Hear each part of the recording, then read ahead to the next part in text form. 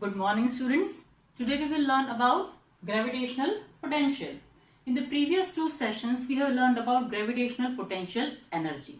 What was it? It was the work done required to bring an object of mass m from infinity to the point in the gravitational field of another body. Okay. It relates with the gravitational potential also. We will see how this goes as. But first of all, let's discuss about the gravitational potential energy somewhat more. What can we discuss? That in real life there are several examples of gravitational potential energy. What are they? First and foremost example, the basic example.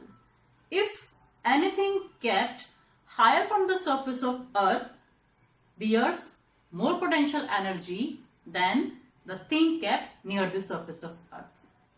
The marker kept here, it will bear some gravitational potential energy, obviously, because now it is at rest. Now there must be some potential energy of this body, and now if I want to move this marker from this point to any other point near the surface of Earth, then what I need to do work, and that work that I will do in moving this object from this point to the next point which is in the gravitational field of the Earth, then it will be termed as gravitational potential energy of this marker. But if I kept this marker here and this one is here and that one is there, then there will be difference in potential energy of this marker and this marker. छोटी सी बात समझ लो, अगर कोई भी body near to the surface of earth होगी तो उसको पास में खींच करके लाना will be quite easier as compared to the object kept farther. The things kept higher on the shelf will be having higher gravitational potential energy as compared to the things kept at lower shelves. Very easy. You can experience in daily basis also. इसको उल्टी तरह से समझते हैं, ठीक है? ये particular body यहाँ रखी हुई है और ये पर्टिकुलर बॉडी यहाँ रखी हुई है. क्या होगा? इसकी अपने कोई पोटेंशियल एनर्जी है. Potential energy means what? Potential means the capacity. कैसे हम बात करते हैं जब अगर क्लास में 10 स्टूडेंट्स हैं, what we say that every student has different potential. Potential means capacity. Now for student it is capacity to learn, to understand and to remember things. Clear?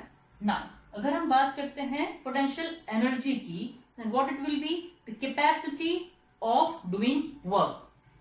That is called as energy and specifically potential energy. ठीक है? Potential energy कौन सी energy होती है?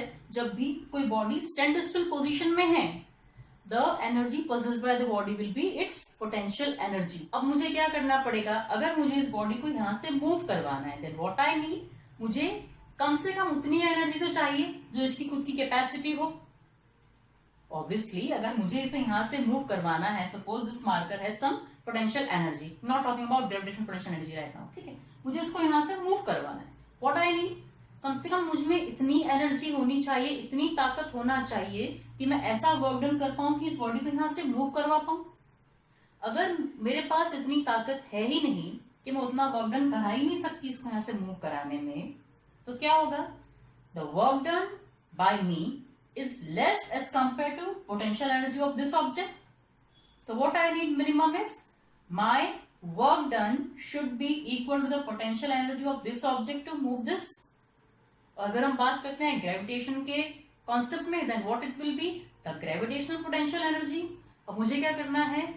The work done that will be done by me should be equal to the potential energy, or even we can say gravitational potential energy, so that we can move that particular body from the place.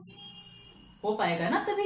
अगर बहुत heavy body है, बहुत बड़ी body है, and if you want to move it from one place to another, अगर example की बात करते हैं, then what I need, मेरे पास उतनी कैपेसिटी होनी चाहिए ताकि मैं उसको मूव कर सकूं. ठीक है? If I want to move a table, I can. If I want to move a moped, I can. If I want to move a truck, can I? No. Because its potential energy is quite higher than my capacity of doing work. Clear? So work done in moving an object should be at least equal to the potential energy the particular body possesses. है ना? वैसे ही बात करते हैं हम gravitational potential energy की.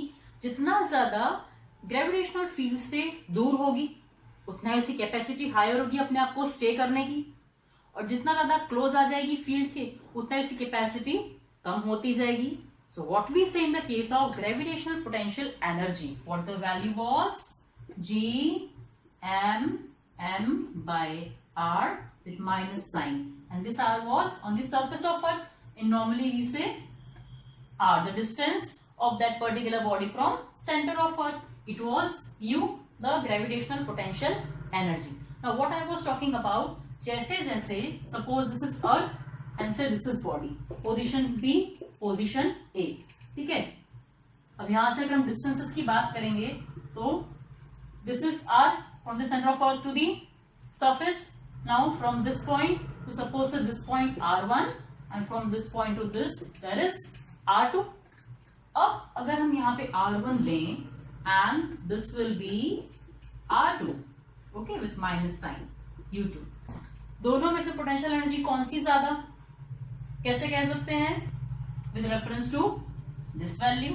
अब पहले इस वैल्यू को देखें. R1 क्या है? अर्थ के क्लोज है. R2 है अर्थ से दूर. जब R1 अर्थ के क्लोज है तो लॉजिकली भी समझते हैं और फॉर्मूला वाइज भी समझते हैं. इस फॉर्मूला में अगर R1 की वैल्यू छोटी है तो क्या होगा? G/m/R1 बड़ी वैल्यू होगी. अब अगर एक बड़ी वैल्यू है तो माइनस साइन भी तो है आगे. अब जितनी बड़ी वैल्यू, सपोज से अगर -10 है, -7 है, -10 अगर बड़ी वैल्यू इसके लिए आ रही है तो ये तो क्या हो गया? More negative. More negative means more small. इसका मतलब पोटेंशियल एनर्जी और कम. जितना ज्यादा कोई बॉडी अर्थ के पास में उतना ही उसकी पोटेंशियल एनर्जी कम. अब इस केस में देखो R2 है दूर, वैल्यू बड़ी है. ये पूरी टर्म एज अ होल छोटी होगी, सपोज से -7.